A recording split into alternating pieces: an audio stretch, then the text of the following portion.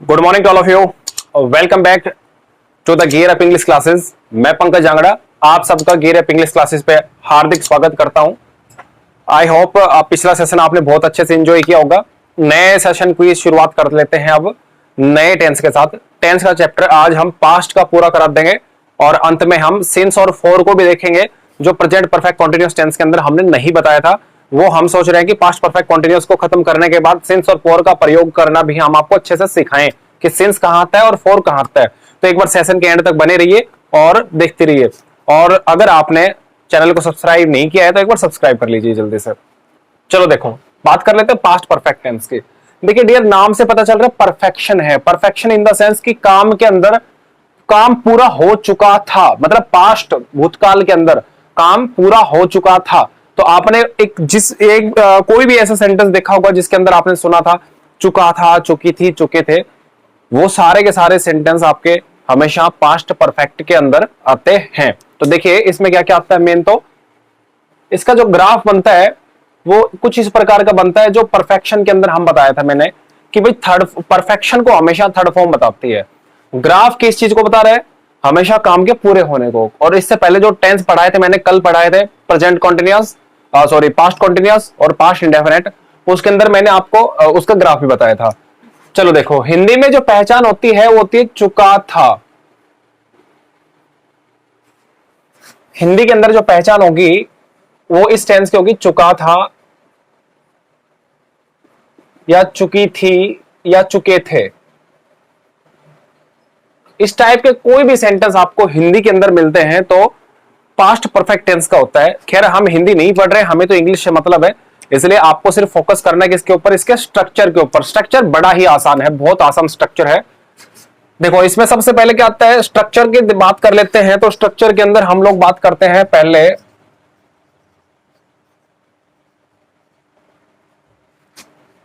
कि सब्जेक्ट आएगा। सब्जेक्ट तो सब सेंटेंस में आता है माय डियर स्टूडेंट्स, सब्जेक्ट तो सब में आता है, इग्नोर करो।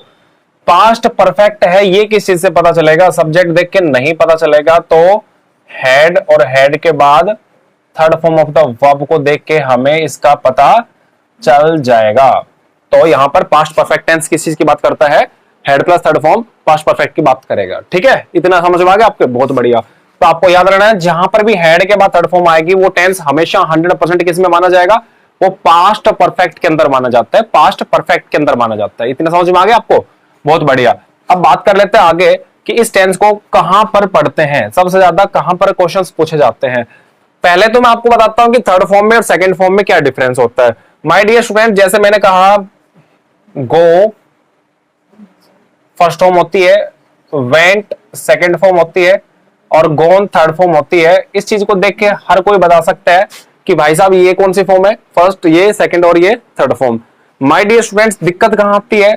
अगर मैंने कहा स्टार्ट, मैंने कहा स्टार्टेड और मैंने कहा स्टार्टेड अगेन, तो हमें कैसे पता चलेगा कि ये फर्स्ट है कि ये थर्ड है, या ये सेकंड है कि थर्ड है? अब कहोगे कि जी सर बीच वाली सेकंड होगी, ये थर्ड होगी। बहुत बढ़िया। अच्छा, मैं अगर इसको यहां लिख दूं ऐसे, स्टार्टेड, स्टार्ट और ये स्टार्टेड, अब आपको बताओ कि फर्स्ट फॉर्म कौन सी है? आप बड़े ही इजीली बता दोगे कि फर्स्ट फॉर्म भाई साहब ये है। अब मैं कहूंगा सेकंड बताओ, आप कहोगे सर ये है। कुछ कह रहे होंगे सर ये है, कंफ्यूजन तो होगा ना। तो मेरी बात सुन लो, ये दोनों ही सेकंड फॉर्म है। आप कहोगे सर ऐसे कैसे, थर्ड फॉर्म कौन सी है? भाई साहब कोई भी वर्ब अगर इस टाइप से इस फॉर्म में लिखी मिलती है तो हम उसको थर्ड फॉर्म नहीं कहेंगे। थर्ड फॉर्म केवल तब ही मानी जाती है जब हेल्पिंग वर्ब के बाद आई हो। याद रखना, हेल्पिंग वर्ब के बाद में अगर कोई भी इस टाइप की फॉर्म लिखी मिलेगी तो कैसे मानी जाएगी? थर्ड फॉर्म मानी जाएगी।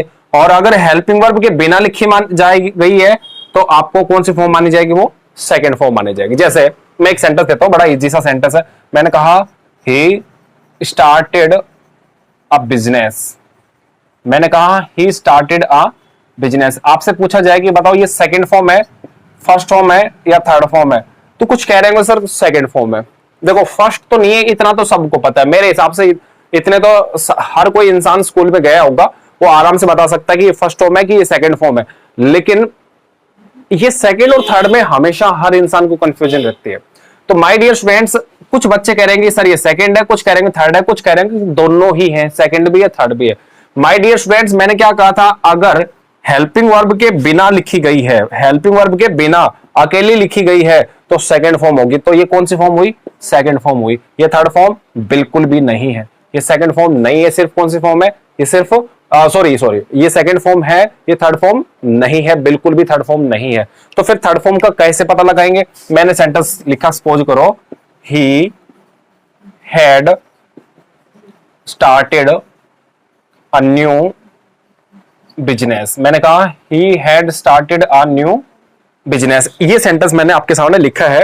अब आपसे कोई पूछे कि बताओ ये कौन सी फॉर्म है स्टार्टेड यहां पे, तो आप डेफिनेटली 100% आप क्या कहोगे, सर थर्ड फॉर्म। कैसे? क्योंकि इससे पहले क्या आया, हेल्पिंग वर्ब। तो याद रखना, हेल्पिंग वर्ब सिर्फ और सिर्फ थर्ड फॉर्म से पहले ही आ सकता है, सेकंड फॉर्म हमेशा अकेले आते हैं। याद रखना, बस सेकंड और थर्ड फॉर्म में थोड़ा सा डिफरेंस था। आई होप आपको अच्छे से क्लियर हो गया होगा और जिंदगी भर कभी भी कंफ्यूजन नहीं रहेगी। और भी जो भी कंफ्यूजन आपके दिमाग में आएगी हमें पता चल जाता है, हम आपको बताते चलेंगे। नेक्स्ट,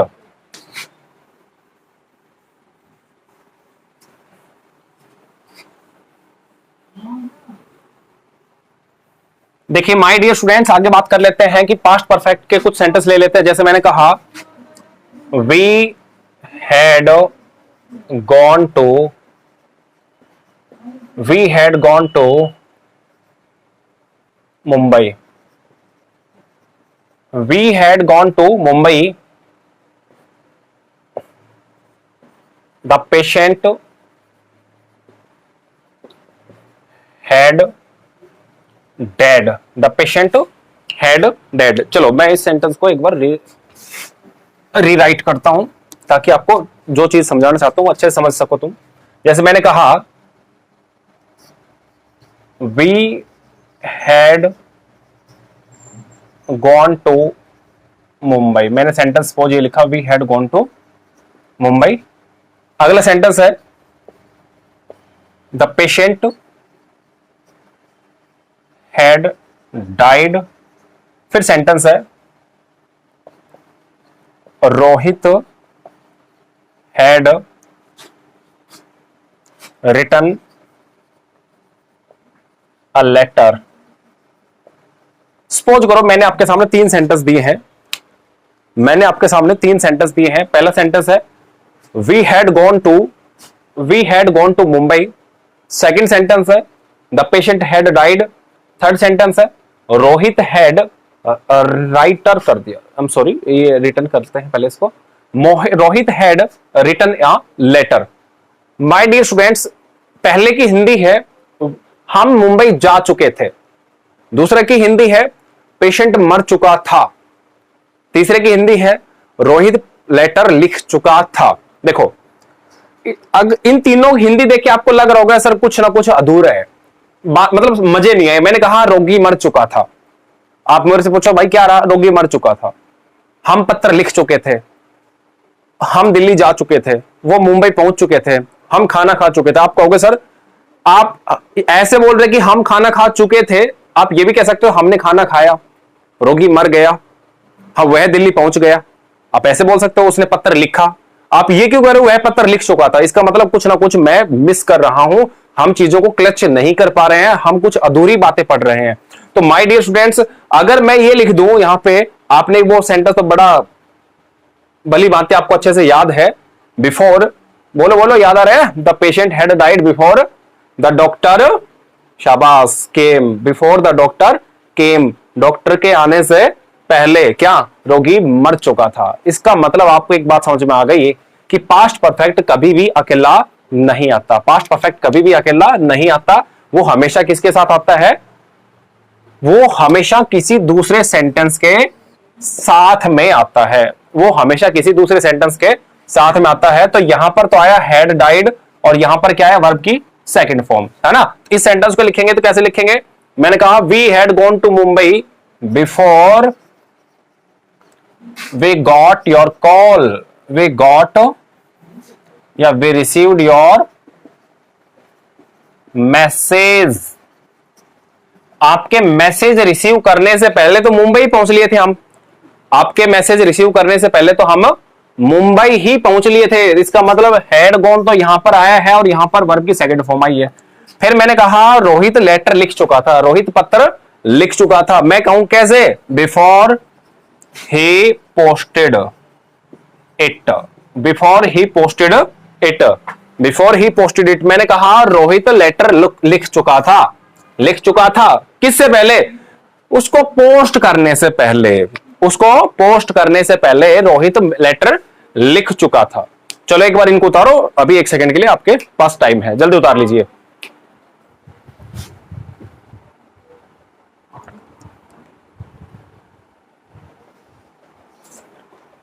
लिख लिया होगा I hope. We had gone to Mumbai before we received your message, the patient had died before the doctor came. तीसरा सेंटेंस है Rohit had written a letter before he posted it. आपको कुछ भी समझ में नहीं आया तो एक चीज जरूर समझ में आ रही है, क्या? कि बिफोर जिस सेंटेंस में आता है, क्या? बिफोर जिस सेंटेंस में आता है उस सेंटेंस में पहले वाले साइड कौन सा टेंस आएगा? बोलो बोलो, पास्ट परफेक्ट। हेड के बाद थर्ड फॉर्म कौन सा टेंस? Past perfect. और बाद वाले साइड डायरेक्ट वर्ब की सेकंड फॉर्म। मेरी बात समझ भाई? मतलब अगर बिफोर जिस भी सेंटेंस में आएगा तो पहले तो हेड के बाद थर्ड फॉर्म आएगी और बाद में डायरेक्ट वर्ब की कौन सी फॉर्म आएगी डियर? सेकंड फॉर्म आएगी। तो ये रूल आपको लिखना नहीं है, लिख तो जनता है। अगर आप लिखना चाहो तो मैं आपको लिखवाऊंगा, रूल भी लिखवा दूंगा। मेन बात, मेन फोकस हमारे किस पे? रूल के लिखने के ऊपर नहीं है, चीजों को समझने के ऊपर है। चलो एक बार रूल को हम लिख लेते हैं, रूल क्या कहता है समझ लीजिए बहुत जल्दी से। इतना उतार लिया होगा आपने सबने।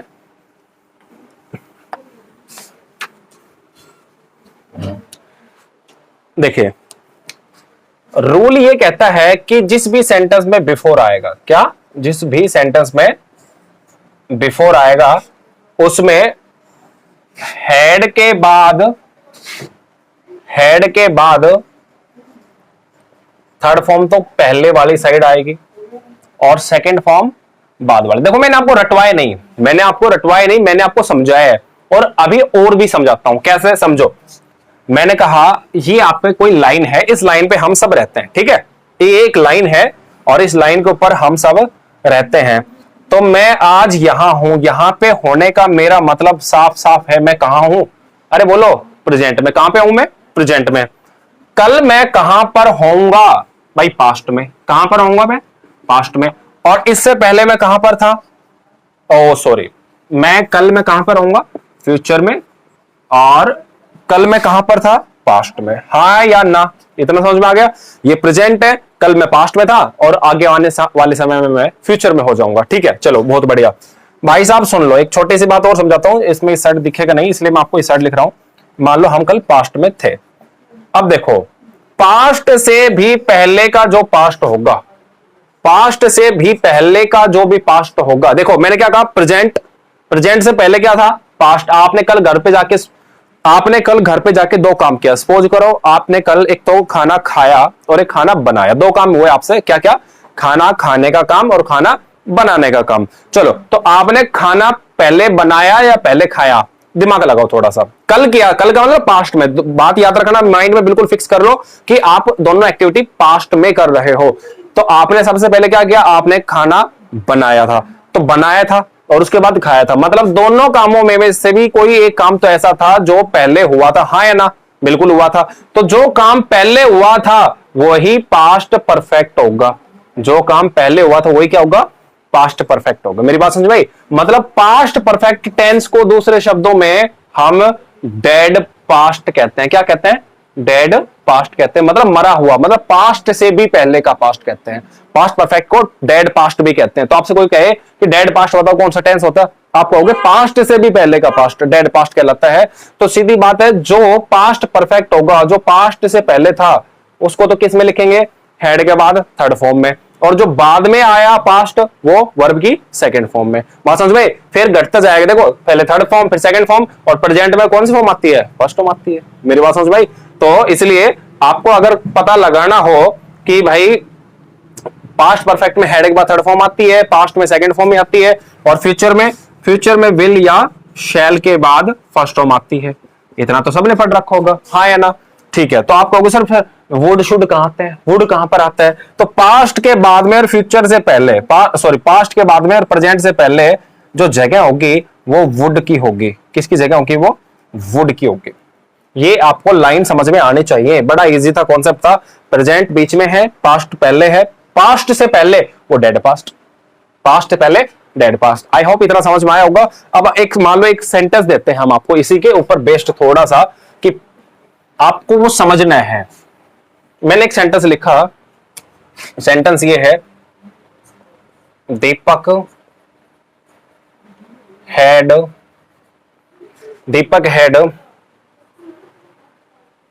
written a letter before he had posted it। एक तो सेंटेंस ये है, Deepak had written a letter before he had posted it. Second जो सेंटेंस होगा अपना वो ये होगा कि बिफोर ही या before Deepak had posted a letter he comma had written it. प्यारे बच्चों, दो सेंटेंस आपके सामने लिखे हैं। एक सेंटेंस ये भी लिख देता हूं मैं ताकि आपको अच्छे हर बात समझ में आ जाए, आपको समझ में आ जाए कि गलती कैसे कैसे करवा सकता है आपसे वो। Deepak posted a letter comma he wrote it. देखो तीन सेंटेंस मैंने आपके सामने दिए हैं, बड़े इजी हैं, सिंपल से सेंटेंस है। आपको देखो दोनों सेंटेंस में ये देखना है कि दोनों सेंटेंस में क्या है, बिफोर, हाँ या ना। बिल्कुल आया सर, इसमें भी बिफोर, ये राजी बिफोर, इसमें बिफोर, भाई ये रहा बिफोर। तो आपको इतना तो पता होगा कि बिफोर जिस सेंटेंस में आता है उस सेंटेंस में पहले वाली साइड तो क्या आता है, हैड प्लस में थर्ड फॉर्म, और बाद वाली साइड सेकंड फॉर्म। हाँ या ना? सर बिल्कुल आता है, इतना तो आपने बताया था। देखो तो इस सेंटेंस को जब पढ़ोगे तो आपको अगर रूल याद नहीं है तो इतना तो पता है कि पास्ट में दो काम हुए हैं, और पास्ट में अगर दोनों काम हुए तो कोई तो एक काम तो ऐसा होगा, जो एक काम तो ऐसा भी होगा जो पहले हुआ था, बिल्कुल हुआ था। अगर वो कोई एक काम पहले हुआ था तो इन दोनों में से आप खुद सोच समझ के मेरे को इतना बता दो कि इन दोनों कामों में से कौन सा ऐसा काम होगा जो पहले हुआ था। आप कहोगे कि सर उसने दो काम किए थे, एक तो उसने लेटर लिखा था और एक पोस्ट ऑफिस में जाके उसने पोस्ट कर दिया था, उस डब्बे में डाल के आया था। दोनों में से सर लिखने का काम पहले हुआ होगा, पक्का? हाँ, क्योंकि दोनों काम पास्ट में हुए थे, और पास्ट में भी एक पहले जरूर हुआ था, लिखने का पहले हुआ था फिर पोस्ट किया था। बेशक से 2 सेकंड का गैप हो, लेकिन गैप तो गैप होता है। तो आप कहोगे सर कि ये जो लिखने का काम तो पहले हुआ था, तो हमने कहा डेड पास्ट आएगा, मतलब पहले जो काम लिखने का हुआ था वो हेड प्लस थर्ड फॉर्म में आएगा। फिर आप कहोगे सर जो बाद में पोस्ट हुआ था, पोस्ट बाद में किया था, तो बाद वाला काम वर्ब की सेकंड फॉर्म से, तो बाद वाला काम वर्ब की सेकंड फॉर्म से तो कर देंगे, लेकिन माय डियर स्टूडेंट्स इसने तो क्या दे दिया, हेड दे दिया, और हेड दे दिया तो इसका मतलब पास्ट परफेक्ट हो गया। लेकिन हमें चाहिए कौन सी फॉर्म, सिर्फ सेकंड फॉर्म। इसका मतलब हम क्या हटा दें, हेड हटा देंगे। हेड हट गया मतलब हेल्पिंग वर्ब हट गई, हेल्पिंग वर्ब हट गई मतलब सेकंड फॉर्म बच गई, खत्म। इसको अलग से सेकंड फॉर्म थोड़ी बनाएंगे, हेड हटा दिया ऑटोमेटिक सेकंड फॉर्म बच गई। तो इसलिए ही पोस्टेड इट, मतलब इस सेंटेंस में डबल हेड दिया था। आपको यह पता करवाने की कोशिश कर रहा था आपसे एग्जामिनर कि कौन सा हेड नहीं आएगा। तो आपने सो देखा ये वाला हेड नहीं आएगा, बाद वाला हेड।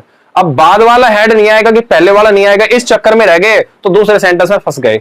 अब फंस गए कैसे, आ जाओ।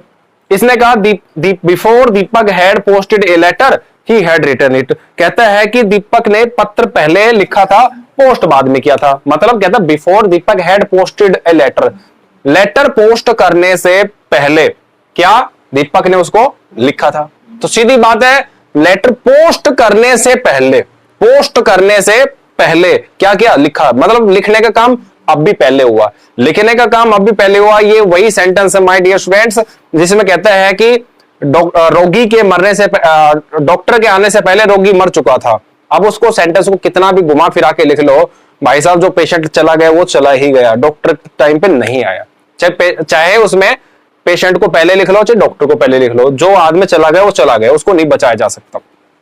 एग्जैक्टली ऐसे ही before Deepak had posted a letter, कहता है दीपक लेटर पोस्ट करे उससे पहले उसने क्या किया, लिखा। लिखने का काम पहले हुआ था, पहले हुआ था मतलब हेड प्लस थर्ड फॉर्म आएगी, इसका मतलब ये चीज तो हमारी बिल्कुल सही है। तो गलती कहां है, उस साइड है। मतलब इसने दो हेड दिए थे, उसने पूछने की कोशिश की कौन सा हेड नहीं आएगा, इसने बता दिया भाई साहब पहले वाला हेड नहीं आएगा, क्योंकि यहाँ पे कौन सी फॉर्म आएगी, सेकंड फॉर्म। सेकंड फॉर्म ही बच गई, हेड हटते ही सेकंड फॉर्म बच गई, क्योंकि थोड़ी देर पहले मैंने बताया था कि हेल्पिंग वर्ब के बाद कौन सी फॉर्म आती है, थर्ड फॉर्म। हेल्पिंग वर्ब नहीं आई तो थर्ड फॉर्म भी नहीं रहेगी, तो कौन सी बच जाएगी, सेकंड फॉर्म। तो ये सेकंड फॉर्म बच गई। फिर बात समझ भाई, बिल्कुल सही। तीसरे सेंटेंस में आ जाओ, इसने दोनों साइड सेकंड फॉर्म दे दी। ये पूछना चाहता है कि कहां पर हेड आएगा। अब हेड कहां पर आएगा आपको पता है, एक तो पत्र लिखा है और एक पोस्ट किया है, दो ही तो काम हुए, एक तो पत्र को लिखा और एक पोस्ट किया। लेटर को लिखने का काम पहले होगा कि पोस्ट करने का, जल्दी दिमाग लगाओ, लेटर को लिखने का काम पहले या पोस्ट करने का, अरे बोलो ना, लिखने का या पोस्ट करने का। आप कहोगे जी लिखने का काम पहले हुआ था, तो लिखने का काम पहले हुआ था, इसका मतलब गलती यहां पर है। इसको सेकंड फॉर्म से नहीं लिखेंगे तो किससे लिखेंगे, थर्ड फॉर्म से, हेड के साथ में। और लो जी इसकी थर्ड फॉर्म ये रही, मतलब गलती यहीं पर थी। पोस्टेड अपनी जगह बिल्कुल सही था, पोस्टेड में तो क्या गलती होगी, कुछ भी नहीं। यहां तक समझ में आ रहा है, धीरे धीरे सब समझ में आएगा, चिंता मत करो। आगे देखते हैं अगला जो टेंस होगा। टेंस को देखने से पहले एक छोटी सी बात और देख लेते हैं, आफ्टर की। इसके अंदर एक पेपर में एक चीज और आती है आफ्टर वाले। जैसे बिफोर होता है एग्जैक्टली ऐसे आफ्टर होता है। देखो जैसे बिफोर था, बिफोर में मैंने क्या बताया, हेड के बाद थर्ड फॉर्म पहले वाले साइड, और सेकंड फॉर्म भाई बाद वाले साइड, सेकंड फॉर्म भाई बाद वाले साइड, बिल्कुल। लेकिन कहता है ये कंजंक्शन अब की बार बिफोर नहीं देगा, क्या देगा, आफ्टर। तो भाई साहब कहता है कि जैसे इसने आफ्टर दिया, आफ्टर देते काम बाद में होगा, बदल गया, बदल गया, तो भाई साहब सेकंड फॉर्म तो लिखो पहले और हेड के बाद थर्ड फॉर्म लिख दो भाई बाद में। ये छोटी छोटी मगर मोटी बातें समझ में आना चाहिए। बिफोर आया है तो हेड के बाद थर्ड फॉर्म पहले लिख देंगे, और आफ्टर आया है तो हेड के बाद थर्ड फॉर्म बाद में लिख देंगे, बस थोड़ा सा गैप है। एक सेंटेंस इस पे भी देख लेते हैं। मैंने कहा the patient had died before the doctor केम। कहता है the patient had died before the doctor केम, कहता है कि डॉक्टर के आने से पहले, देखो डॉक्टर के आने से पहले क्या, रोगी मर गया। डॉक्टर के आने से पहले रोगी मर गया। आपने देखा सेंटेंस में क्या है, बिफोर, बिफोर आया तो हेड के बाद थर्ड फॉर्म पहले और सेकंड फॉर्म बाद में आई है। अब बात करते हैं आफ्टर की। अगर इसी सेंटेंस को आफ्टर से लिखना पड़े तो भाई साहब मैंने क्या कहा था, बिफोर से लिखो, आफ्टर से लिखो, आगे लिखो, पीछे लिखो। रोगी मर गया, उसको डॉक्टर नहीं बचा सकता, रोगी डॉक्टर टाइम पे आए नहीं और पेशेंट बेचारा चला गया, इसलिए कंजंक्शन के चेंज करने से उसको, उसकी आत्मा को वापस नहीं ला सकते। इसलिए डॉक्टर को पहले बुला लो भाई, डॉक्टर नहीं आएगा पहले, लेकिन सेंटेंस में तो पहले बुला लेंगे भाई। डॉक्टर तो पहले नहीं आएगा लेकिन सेंटेंस में तो बुला लेंगे, तो इसलिए क्या कहा, द डॉक्टर केम, डॉक्टर आया। आफ्टर किसके बाद में, रोगी के मरने के बाद में डॉक्टर आया। तो रोगी के मरने के बाद में डॉक्टर आया, तो सीधी बात है द पेशेंट हैड डाइड। तो इसका मतलब ये हुआ भाई, थोड़ी देर पहले भी बताया था, बिफोर आए चाहे आफ्टर आए, आपको ये चेक करना है काम पहले कौन सा हुआ था। बताओ जल्दी से, डॉक्टर पहले आया था कि रोगी पहले मरा था। आप कहोगे रोगी पहले मरा था। जो काम पहले हुआ था उसको किस में लिखेंगे, डेड पास्ट में। डेड पास्ट का मतलब पास्ट परफेक्ट, पास्ट परफेक्ट का मतलब हेड प्लस में थर्ड फॉर्म। तो भाई साहब जो काम पहले हुआ था उसको हेड प्लस थर्ड फॉर्म में लिखा, हाँ जी लिखा तो बिल्कुल सही लिखा। और इस साइड जो बच गया उस साइड सेकंड फॉर्म आई जी, मतलब सेंटेंस बिल्कुल आपके सामने। ठीक है, इतना आई होप आपको समझ में आ रहा होगा। अब चल लेते हैं आगे सेकंड टेंस पे। अब अपना टेंस बस इसमें पास्ट परफेक्ट में इतना ही पूछेगा, इससे ज्यादा कुछ नहीं पूछेगा, इतना ही पूछेगा, इससे ज्यादा कुछ नहीं पूछेगा। प्रैक्टिस सेट जब करवाऊंगा, जब आपका टेंस खत्म हो जाएंगे, प्रैक्टिस सेट जब करवाऊंगा तब आप देखना एक भी क्वेश्चन नहीं बचेगा, एक भी। बस शर्त एक ही है, जब आप पढ़ने बैठो तो आपको ये सारे रूल्स पता होने चाहिए। रूल्स बना लो, नोटबुक खोल लो, उसमें लिख लो, कंसाइज कर लो, एक दो पेज में इसको सिमटा लो। जब प्रैक्टिस ऐड करेंगे तो एक दो पेज के नोट्स पढ़ने में टाइम नहीं लगेगा। आप सोचो आप वीडियो देखोगे, अब वीडियो देख लेना, 30-30 मिनट की 7-8 वीडियो बन जाएंगी, अब कहां से देख पाओगे आप। इसलिए आप थोड़े से लेजीनेस जो है उसको त्याग दो और नोट्स बनाओ, एक दो पेज के नोट्स बनेंगे, बाद में दोबारा वीडियो नहीं देखनी पड़ेगी। और अगर आप में आलस है और वीडियो देखने के चक्कर में रह गए तो 7-8 वीडियो दोबारा देखी नहीं जाएंगी, टेंस का चैप्टर भूल जाओगे, प्रैक्टिस साइड में कुछ नहीं कर पाओगे, कॉन्फिडेंस लूज हो जाएगा, और अगला जो टेंस के बाद का जो सब्जेक्ट वर्ब एग्रीमेंट या वॉइस या नरेशन या टेंस जो भी आएगा वो आप नहीं कर पाओगे। फिर नहीं कर पाओगे तो फिर खेल खत्म ही, आपको पता ही है। मतलब जिस जज्बे के साथ आप लोग इस वीडियो को देख रहे हो, उस जज्बे के साथ वीडियो नेक्स्ट वाली आप नहीं देख पाओगे। बाकी मेरा कुछ जाएगा नहीं, तुम्हारा कुछ रहेगा नहीं, बता रहा हूं मैं। कहीं से भी देखो वीडियो, लेकिन नोट्स प्रॉपरली बनाओ। आईएएस आईपीएस जितने भी लोग यूपीएससी की स्टडी करते हैं उनकी एक स्ट्रेटेजी होती है, स्ट्रेटेजी उनकी यही होती है नोट्स मेकिंग की। आप देखना आज यूट्यूब पे एक बार सर्च करना कि हाउ टू प्रिपेयर नोट्स, आपको बताएंगे। जो बड़े बड़े जो टॉपर्स जो रहे हैं यूपीएससी के, वो कहते हैं कि नोट्स बनाए। इतनी मोटी मोटी बुक्स जो थी, उन्होंने 20-20 बुक्स पढ़ी हैं, उनको 100 पेज में सिमटा दिया। जिस दिन मेंस होता है उससे 3 दिन पहले 100 पेज के नोट्स सिमटा के 3 दिन में, जब 3 दिन पहले, जब 3 रात बचती हैं, तब वो 20-20 बार उनके नोट्स रिवाइज कर लेते हैं। अब खुद सोचो दिमाग में, क्या वो चीज पॉसिबल थी 3 रात पहले वो 20 इतनी मोटी मोटी बुक्स को 10 बार पढ़ना? नहीं ना। तो इसलिए वो 100 पेज को बार बार पढ़ सकते हैं। मजा भी आता है बार बार पढ़ने में, चीजें दिमाग में भी घूमती है, सारी की सारी चीजें। कॉन्सेप्ट, की फीचर्स, कीवर्ड्स याद रखो। कौन कहता है कि तुम्हें ये सारा झंझटबाजी याद रखने? नहीं, आपको सिर्फ कीवर्ड्स जो याद रखने हैं उन्हीं को याद रखने हैं। पेपर में जब जाओगे तो सब चीजें, सारी चीजें, मेरा जो चेहरा है, मेरे जो लिखे हुए वर्ड्स हैं, आपके दिमाग में घूमेगा वहां पे। मैं वादा करता हूं आप साथ साथ रहोगे तो आप सब कुछ कर पाओगे। चले जाओगे तो भाई चले जाओगे, फिर तो मैं भी घर आके कुछ नहीं करवा सकता। ठीक है, let's see next. Past continuous tense, sorry, past perfect continuous.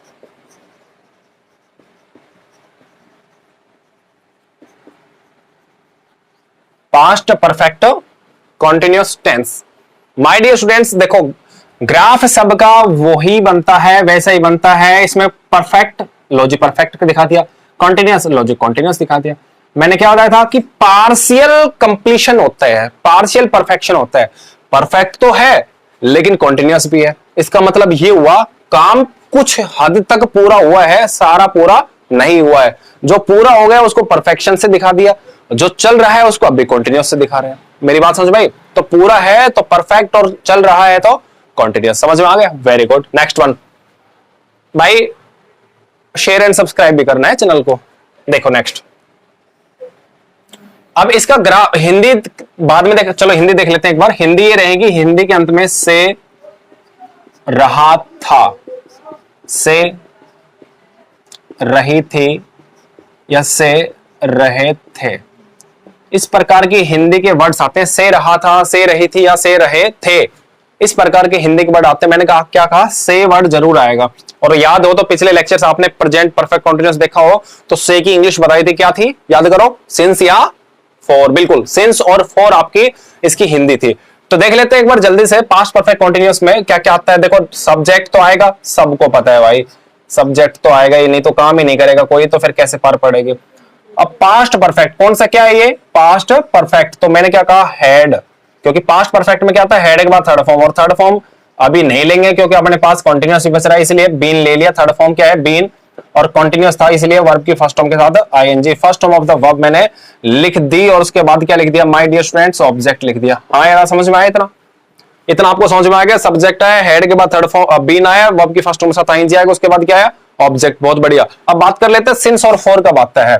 तो देखो ये मैं आपको थोड़ी देर बाद बताऊंगा, पहले अभी देख लेते हैं सिंस और फॉर के बाद टाइम आएगा। प्रेजेंट परफेक्ट कॉन्टिन्यूअस जब आपको कंप्लीट डिस्कस किया था तब आपको अच्छे से मैंने समझाया था सिंस कब आता है और फॉर कब आता है, और अभी फिर से डिस्कस करेंगे। देख लिया एक बार जल्दी से। सेंटेंस ये है, it dash since morning. My dear students, आपके पास दो ऑप्शन है। पहला ऑप्शन ये है, चलो 3 ही ऑप्शन दे देते हैं। It is raining. Second option है it was raining. Third option है it has been raining. And now the fourth option is it had been raining. अब आपको बड़े ही ध्यान से सोच समझ के ये बताना है, you have 4 options on the screen, कि कौन सा ऑप्शन फिट रहेगा। अब अगर आपको पीछे वाली क्लास देखी थी आपने तो आपको जरूर समझ में आ गया होगा कि सर सिंस और फोर देखते आप बिल्कुल खुश हो गए हैं कि सिंस और फोर में से कोई भी एक वर्ड आ गया तो उसके बाद टाइम आया तो ऑब्वियसली और डेफिनेटली यहां पर प्रेजेंट परफेक्ट कॉन्टिन्यूअस या पास्ट परफेक्ट कॉन्टिन्यूअस आता है, हाँ है ना, बिल्कुल। इसका मतलब इट इज रेनिंग तो बिल्कुल नहीं हो सकता। ये मैंने आपको लास्ट सेंटेंस में भी, लास्ट वीडियो जो थी उसमें भी मैंने आपको एग्जांपल दिया था, सेम एग्जांपल। और आपको पता है वाज रेनिंग भी नहीं आ सकता। कारण क्या है? क्योंकि दोनों के दोनों सिंपल कॉन्टिन्यूअस टेंस हैं, सिंपल कॉन्टिन्यूअस, या तो पास्ट कॉन्टिन्यूअस या प्रेजेंट कॉन्टिन्यूअस। क्योंकि सिंस और फोर जब भी आएगा, सिंस और फोर जब भी आएगा तो हैड बीन के बाद आईएनजी या हैज हैव के साथ बीन और वर्ब के फर्स्ट फॉर्म के साथ आईएनजी आएगा। अब आपका दिमाग खराब हो गया होगा कि इसमें तो दोनों ऑप्शन है, हैज बीन रेनिंग जोड़े या हैड बीन रेनिंग जोड़े, क्योंकि दोनों के दोनों में सिंस और फोर के साथ टाइम आता है। अब क्या करें? तो माय डियर स्टूडेंट्स एक बात समझना, इस पूरे सेंटेंस को देखिए। अच्छा देखो, ये तो प्रेजेंट की बात करता है और ये पास्ट की बात करता है। अब एक बात बताओ देख के, क्या आपको इन दोनों सेंटेंस में, इस सेंटेंस को देख के ऐसा लग रहा है कि ये कोई पास्ट की बात कर रहा हूं, कि सुबह से बारिश हो रही है या सुबह से बारिश हो रही थी? अब देखो, अगर आप हैज बीन भरोगे तो इसका मतलब ये होगा सुबह से बारिश हो रही है, और हैड बीन भर दिया तो इसका मतलब ये होगा सुबह से बारिश हो रही थी। भाई आपको कैसे पता कि एग्जामिनर क्या कहना चाहता है? एग्जामिनर क्या कहना चाहता है? सुबह से बारिश हो रही है, सुबह से बारिश हो रही थी, क्या कहना चाहता है आप बिल्कुल डिसाइड नहीं कर सकते। तो फिर हमें कैसे पता चलेगा कि इसमें क्या आएगा? माय डियर स्टूडेंट्स, इस सेंटेंस को पढ़ के हमें पास्ट की कोई भी एक्टिविटी का पता नहीं चला कि पास्ट में, भूतकाल में बारिश हो रही थी कि अब बारिश हो रही है।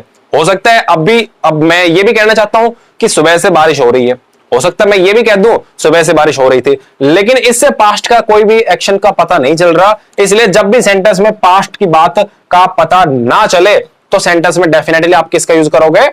Past, present perfect continuous, present perfect continuous. बात खत्म। क्या कहा मैंने? सिंपल सी बात है, एक बार फिर से सुन लो। जब हमें नहीं पता कि प्रेजेंट है कि पास्ट है तो प्रेजेंट मान लेंगे। जब तक पास्ट मेंशन नहीं करेगा तब तक पास्ट नहीं भरेंगे। आप कहोगे जी कैसे मेंशन करेगा, कैसे करता है मेंशन, हमें कैसे पता चलेगा? अभी बताते हैं। देखो मेंशन करवाते हैं आज।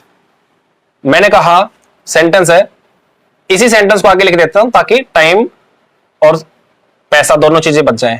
देखो, when I got up yesterday, क्या लिखा मैंने? ध्यान से पढ़ लो।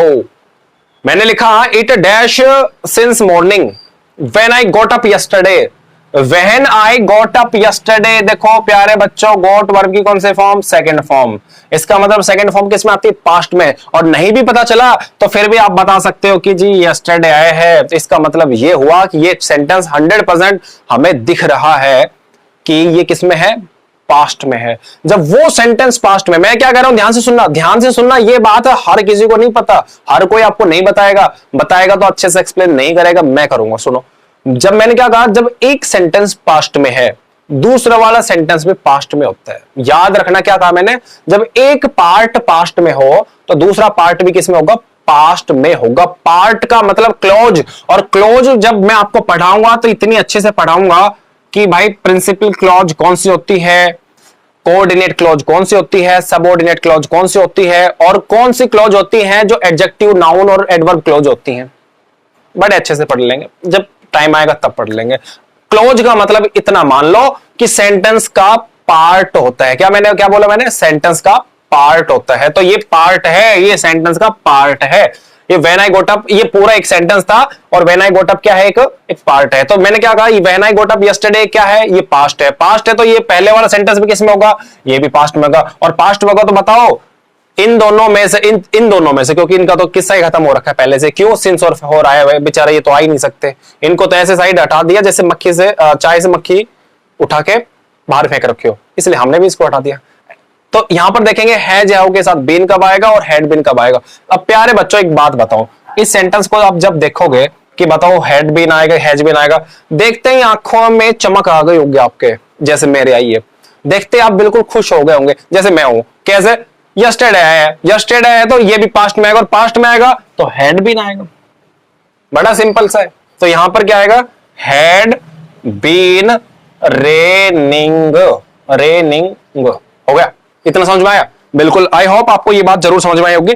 पास्ट परफेक्ट में इससे ज्यादा तो राम का नाम है पूछना, इससे ज्यादा तो कुछ नहीं पूछा जाता, ना पूछा गया ना पूछा जा सकता, गारंटी है। नेक्स्ट, अब आज बात कर लेते हैं, 2 मिनट का टॉपिक और है कि सिंस कब आता है, फोर कब आता है।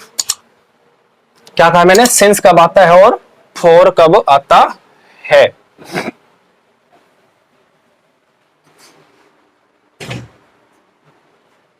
प्यारे बच्चों, बड़ा ही इंपॉर्टेंट टॉपिक है, और जितना इंपॉर्टेंट है उससे कहीं ज्यादा आसान है सिंस और फॉर।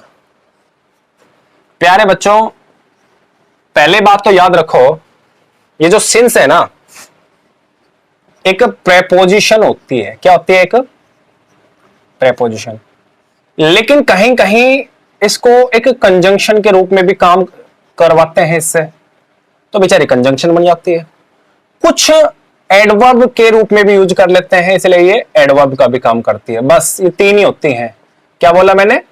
प्रेपोजिशन, कंजंक्शन और एडवर्ब। अभी हम अगर इस टॉपिक पे आ गए तो शायद टॉपिक से भटक जाएंगे, अदरवाइज है बड़ा इजी कि प्रेपोजिशन कब आती है, कंजंक्शन कब और एडवर्ब कब आएगी। ठीक है, देखो अगर ये, चलो छोटी सी बात बता देता हूं, अगर प्रेपोजिशन के जस्ट बाद टाइम आता है तो प्रेपोजिशन मानी जाएगी। अगर सिंस के बाद क्या है? टाइम, तो प्रेपोजिशन मानी जाएगी।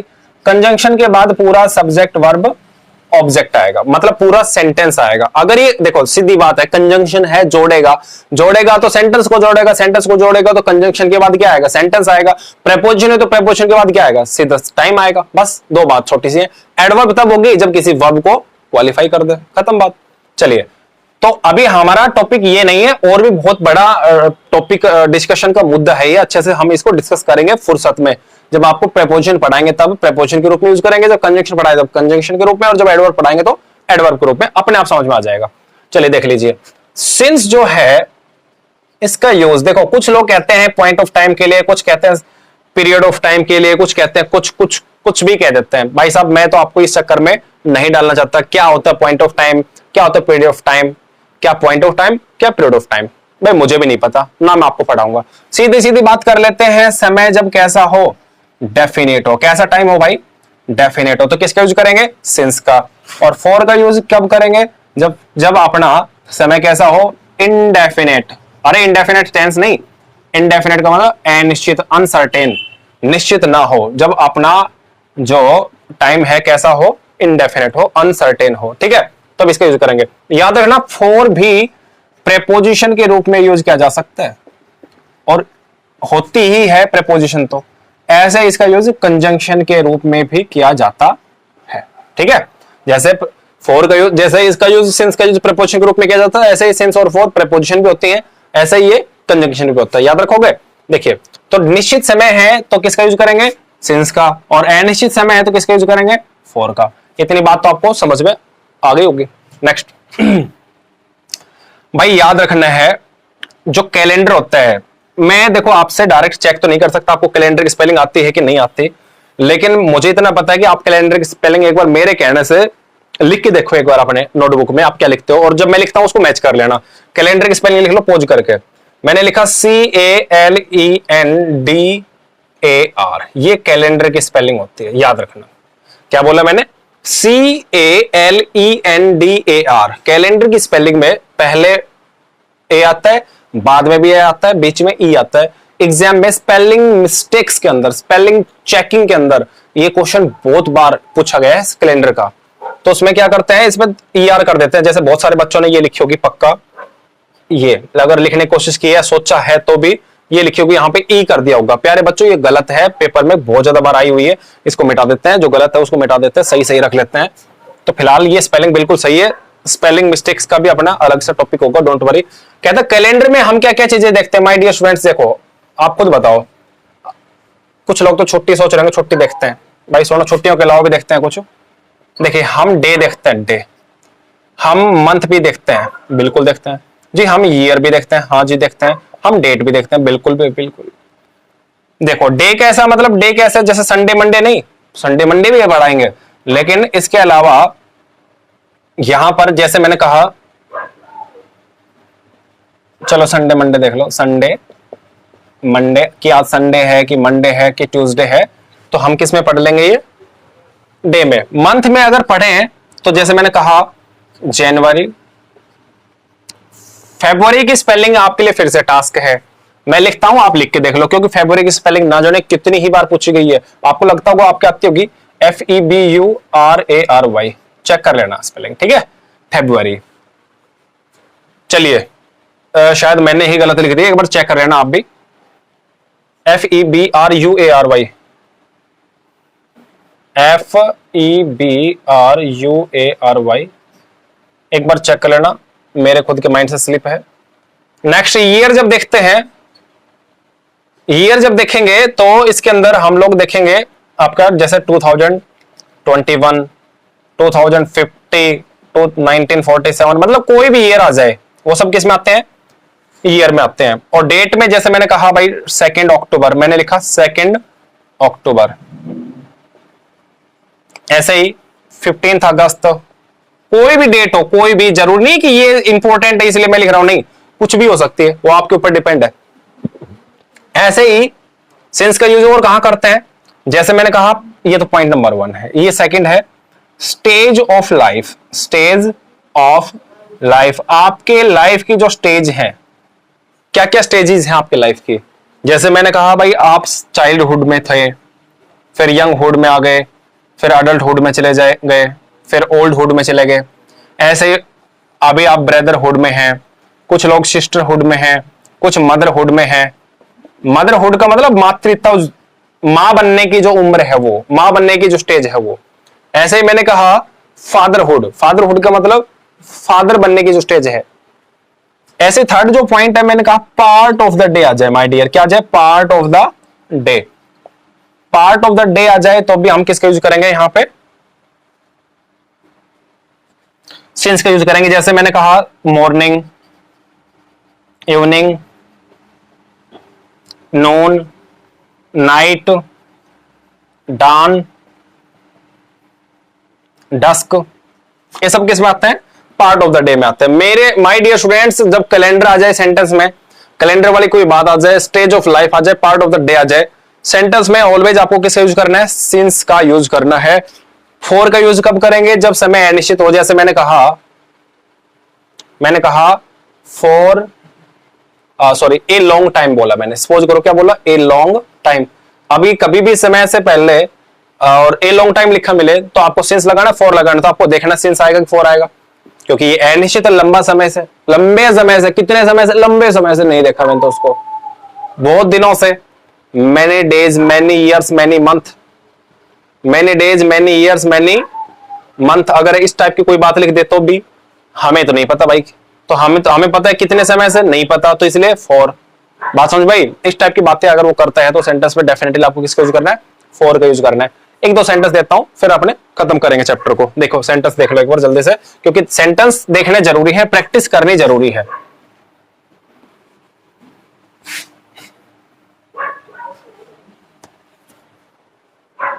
देखो मैंने सेंटेंस मैंने कहा, सपोज करो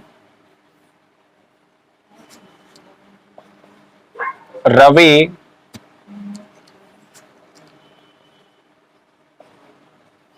has been out of his home dash many days। आपको सोच के भरना है, यहां पे सिंस आएगा, फॉर आएगा, जल्दी से देख लीजिए। मैंने कहा Gita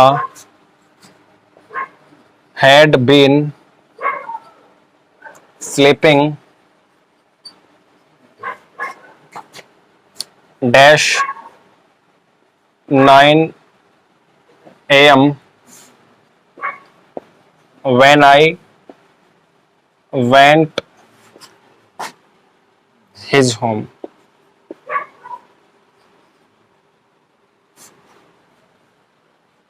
to his home।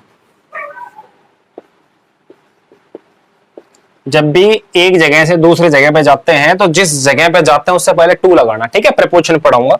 Next one, India has achieved a lot dash it's independence.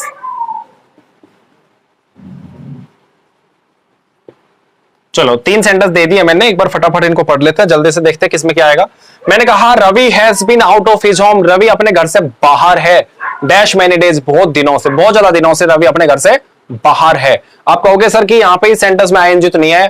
प्यारे बच्चों, कोई वर्ब नहीं है तो आईएनजी किसके साथ लगे? आउटिंग तो नहीं कर सकते। Ravi has been outing of his home, समझ गए मेरी बात? वो जो आउटिंग आप करते हो नाउन बन जाती है, तो इस सेंटेंस में कोई वर्ब नहीं है। Ravi has been out of his home, इसलिए यहां पे हैज के बाद थर्ड फॉर्म आई। मैंने आपको पढ़ाया था पिछले चैप्टर, देख लेना, प्रेजेंट परफेक्ट कंटीन्यूअस टेंस पढ़ाया था, उसमें पढ़ाया था मैंने। तो यहां पर देखो सिंस और फॉर जो आया है, सीधी सीधी बात ये है, इस सेंटेंस में सिंस और फॉर आया है, सॉरी मैनी डेज आए हैं, तो बताओ सिंस आएगा कि फॉर आएगा? अब ये निश्चित है कि अनिश्चित? आप कहोगे सर ये तो कैसा है, इनडेफिनेट है, अनिश्चित है, इसलिए क्या आ जाएगा? For many days. बहुत बढ़िया। Next, Geeta had been sleeping dash 9 AM, Geeta 9 बजे से सो रही थी। देखो हैड बीन, सो रही थी, जब कब? जब मैं उसके घर गया। जब मैं उसके घर गया तो गीता जो थी वो 9 बजे से सो रही थी। तो सीधी बात है यहां पर 9 बजे, 10 बजे, 11 बजे, याद रखना क्लॉक टाइम जो भी हो, क्या हो? Clock time. इसके लिए भी किसका यूज करते हैं? सिंस का। कैलेंडर के साथ साथ क्लॉक टाइम के लिए भी किसका यूज करते हैं? लिख लेना 5वां पॉइंट। देखो कैलेंडर था, stage of life, part of life, part of the day, उसके बाद क्लॉक टाइम, किसका यूज करना है? सिंस का। तो यहां पर तो आया फॉर, लेकिन यहां पर क्या आ जाएगा डियर? सिंस आ जाएगा, क्योंकि ये निश्चित समय है। क्या है? निश्चित समय। 9 बजे से सो रही थी। Next one, India has achieved a lot, कहता भारत ने बहुत कुछ पा लिया है।